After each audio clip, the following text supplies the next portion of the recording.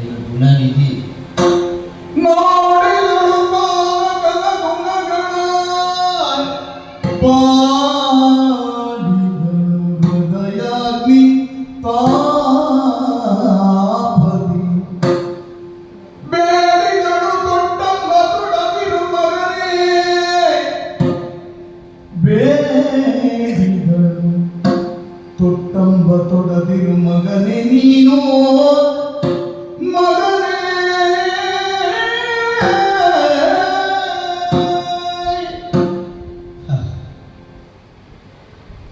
ಕರ್ಣನ ಅಂತರಂಗ ಏನು ಅಂತ ನನಗೆ ತಿಳಿಯಿತು.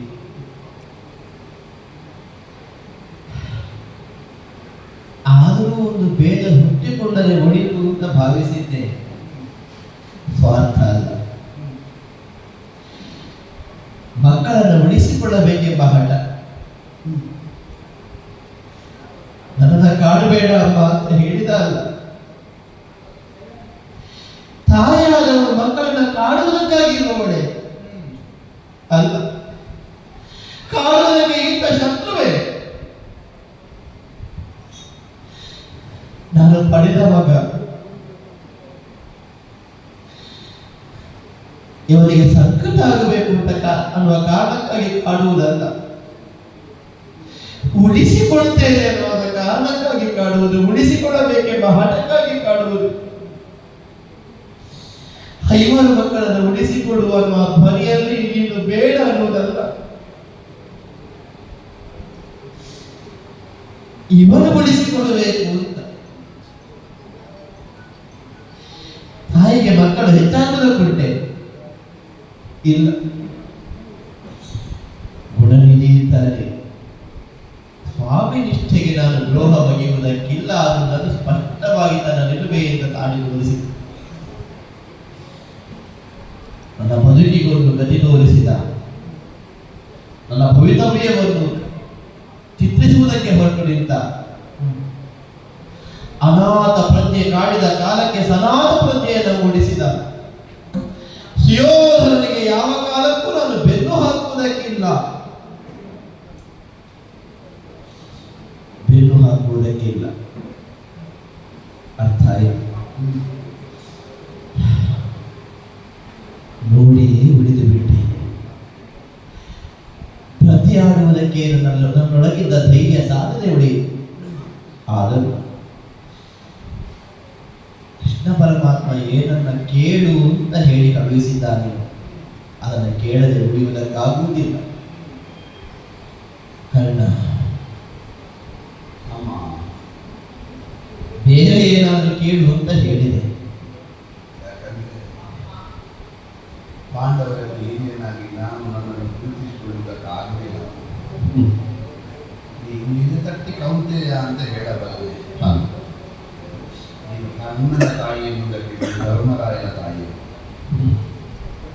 ಹಾಗೆ ಯಕ್ಷ ಪ್ರಶ್ನೆಯಲ್ಲಿ ಯಾವುದು ಭೂಮಿಗಿಂತಲೂ ಭಾರವಾದದ್ದು ಅಂತ ಕೇಳಿದ ಪ್ರಶ್ನೆಗೆ ಅವ ಅಮ್ಮ ಅಂತ ಉತ್ತರ ಕೊಟ್ಟಾನ. ನನಗೆ ಮತ್ತೊಬ್ಬ ಮಗನಿದ್ದಾನೆ ಅಂತ ಹೇಳದೇ ಇದ್ದ ನೀನು ಧರ್ಮರಾಯನ ಎದುರಿನಲ್ಲಿ ಹಗುರಾಗುವುದು ನನಗೆ ಇಷ್ಟ ಇಲ್ಲ. ಕರ್ಣ, ಉರಿಯುವ ಬೆಂಕಿ ದೇಹವನ್ನು ಸುಟ್ಟರೆ, ಆದರೆ ಪಶ್ಚಾತ್ತಾಪ ಎನ್ನುವಂತಹ ಬೆಂಕಿ, ಭವಣೆ ಎನ್ನುವ ಬೆಂಕಿ, ಅಪರಾಧದ ಪ್ರಜ್ಞೆ ಎನ್ನುವಂತಹ ಬೆಂಕಿ ನಮ್ಮ ದೇಹವನ್ನೇ ಸುಟ್ಟು ಸುಟ್ಟು ಬಾಡಿಸ್ತದೆ ಮಗನೇ. ಪ್ರಾಯದ ಮಿತಿಯಿಂದ ದೇಹ ಬಾಡಿದೆ.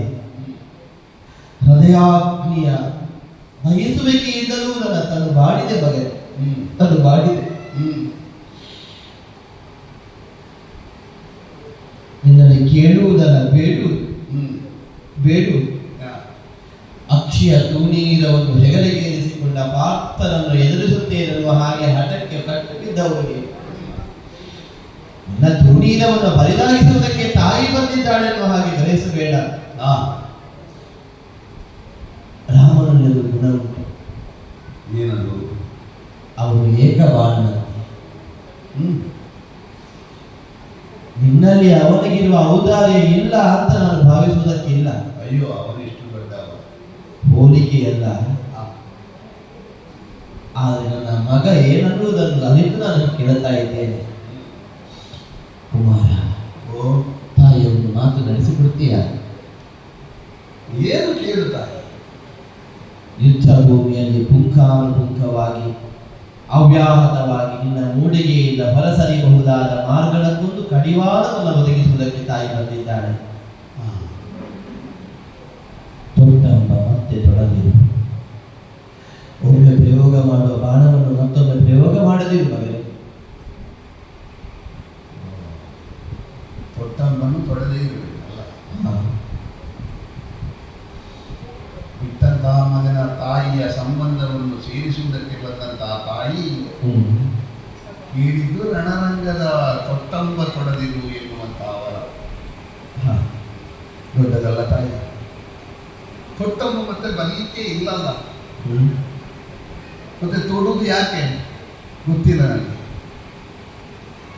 ನೀನು ಕೇಳಿದ್ದಿ ಎಂದಾದರೆ ನೀನು ಕೇಳಿದ್ದೋ, ನಿನ್ನಲ್ಲಿ ಕೇಳಿಸಿದ್ದೋ ಏನೇ ಇಲ್ಲಿ. ನಿನ್ನಲ್ಲಿ ನಾನು ಕೊಡುತ್ತೇನೆ ಅಂತ ಹೇಳಿದ ಮೇಲೆ ಕೊಡುವುದಿಲ್ಲ ಅಂತ ಹೇಳುವುದಿಲ್ಲ, ಎಲ್ಲಿಯವರೆಗೆ ಕೊಡುವುದಿಲ್ಲ ಅಂತ ಹೇಳುವುದಿಲ್ಲ ಅಂತ ಕೇಳಿದರೆ ತಾಯೇ ನನ್ನ ಪ್ರಾಣವೇ ಹೋಗ, ನನ್ನ ಪ್ರಾಣವೇ ಹೋಗುವ ಸ್ಥಿತಿ ಬರಲಿ. ತೊಟ್ಟವನ್ನು ತೊಡುವುದಿಲ್ಲ. ಆದರೆ ಒಂದು ರಣರಂಗದಲ್ಲಿ ಏನು ಪರಿಣಾಮ ಅಂತ ನಾನು ಊಹಿಸಬಲ್ಲ. ಈಗ ಹೇಳಿದ್ದೇನೆ, ನಾನು ಲೋಕದ ಮುಂಭಾಗದಲ್ಲಿ ಕೌಂತೆಯ ಅಂತ ಎದೆ ತಟ್ಟಿ ಹೇಳಬಲ್ಲೆ. ನಾನು ಬದುಕಿರುವವರೆಗೆ ಹೇಳಬೇಡಮ್ಮ. ಯಾಕೆ? ಒಂದು ಅನಾಥನಾಗಿ ಹುಟ್ಟಿದವ ಅನಾಥನಾಗಿಯೇ ಲೋಕಕ್ಕೆ ಪ್ರಕಟಗೊಂಡು ಬದುಕಿದವ. ಸತ್ತ ಮೇಲೂ ಅನಾಥ ಅಂತ ಆಗಬಾರ್ದಮ್ಮ. ನನ್ನ ಅಂತ್ಯಕ್ರಿಯೆ ಯಾವನೋ ಅನಾಥನ ಅಂತ್ಯಕ್ರಿಯೆ ಅಂತ ಯಾರ್ಯಾರು ಮಾಡುವ ಹಾಗಾಗಕೂಡದು. ಆಗಲಾದರೂ ಪ್ರಪಂಚದ ಎದುರು ಮುಚ್ಚಿಟ್ಟಿದ್ದಂತಹ ಒಂದು ಸತ್ಯವನ್ನು ನಿನ್ನ ಮಕ್ಕಳ ಎದುರು ಬಿಚ್ಚಿಟ್ಟು ಕರ್ಣ ಕೌಂತೆಯ ಅಂತ ಒಂದು ಹೇಳಿಬಿಡುತ್ತಾಯಿ. ಇದಷ್ಟೇ ಕುಮಾರ, ನಿನ್ನ ಅಂತರಂಗದ ಭಾವದ ತುಡಿತದಿಂದ ನನ್ನನ್ನು ಬಂಧಿಸಿದೆಯಲ್ಲ. ನಿನ್ನನ್ನು ನನ್ನ ಮಗ ಅಂತ ಹೇಳಿಕೊಳ್ಳದೆ ಮತ್ತೆ ಯಾರನ್ನು ಮಗನೆಂದು ಆಡಿಕೊಳ್ಳಲಿ? ಈ ಜೀವನದಲ್ಲಿ ಈ ಬದುಕಿನಲ್ಲಿ ನಿನ್ನನ್ನು ನನ್ನ ಮಗನನ್ನು ಹಾಗೆ ಹೆಮ್ಮೆಯಿಂದ ಆಡಿಕೊಳ್ಳುವುದಕ್ಕೆ ಅವಕಾಶ ದೇವರು ಕೊಟ್ಟಿಲ್ಲ ಮಗನೇ. ಸತ್ತು ಹೋದ್ರೆ ಏನು ಅಂತ ಹಾಡಿದೆ. ಸಾವು ನನಗೂ ಬರ್ತದೆ. ಕುಂತಿ ಸಾಯುವುದಕ್ಕಿರುವೆ. ನಾನು ಸಾಯುವುದಕ್ಕಾಗಿ ಹುಟ್ಟಿದವಳು. ಆದರೆ ಮತ್ತೆ ಒಂದು ಹುಟ್ಟು ಉಂಟು ಅಂತಾದರೆ